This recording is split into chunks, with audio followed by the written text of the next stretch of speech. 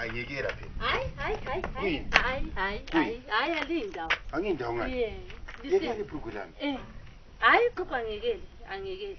Ngifuna lingichazele. Ngithe ntambama kade usuthi nje. Hayi angikhulumi ngalokho mina. Ayisinto engikhuluma ngayo. Ukhuluma ngani? Kulomuntu lapho ofaka imessage efonini yakho uthi ubona umfazi wakho ele boyfriend. Khathi labafazi abangaki wena? Uthi ubona umfazi wami ele boyfriend. Kulabantu abafanana lawe la emhlabeni ngangakwazi.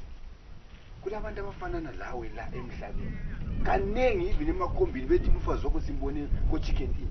Umfazi wakho ngingomunye umuntu nawe sengakudinda ngezibhakela but mina ngimuntu olama adjustment. Lami ngiyabe ngibona ukuthi ufanana nabantu abaningi. Abantu abahle njengoba baningi emhlabeni. You are very beautiful. Angibambi isonzi. Hayi but akumake sense. Akumake sense ukuthi. Akumake sense angeke lithi mfana lo muntu wonke. Kulaba message clear yona. Iclear but umuntu angabhala umfazi wakho ngimbone ngoba abantu abahle baningi. Ayisikho yini mina engikucabangayo. Ungabambi ibhandi phela uzahlukumeza lokho zeni zakho. Ibamba kuhle. Ngcono sambe sonke.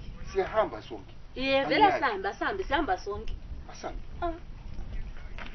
Asambe sihamba. Hlala endlini ukuthi wena unanzelela. Kulabantu ubhala imessage, uyabhala imessage umuntu bebona umuntu onjengawe. Abantu afana lawo baningi. So elisafuna ihambe lani futhi? Siyahamba khathi mina ngengayali. Vele siyahamba sonke. But khonokho ukuthi something ngihambe lawe landi abantu bathini. So ngathi awun trust. Kambe. Uyawungasan trust phela. Uyabungasan trust abantu bathini. Bangibona ngezinye indlela sengukuthi umfazi wakho na ngikudula nomfazi wakhe. Hayi kuyazwisiseka baba. Asambe umphiki nje egedini. Wena abantu abahle abanjengawo baningi emhlabeni. Babona umuntu but babe cishe bafana nawe ngeke bafana nalawo. Wena nguwe kuphela ingilozi yathunyelwa emhlabeni. Amen. Anti uyakwazi ukuthi ingilozi ezaphosela emhlabeni asana.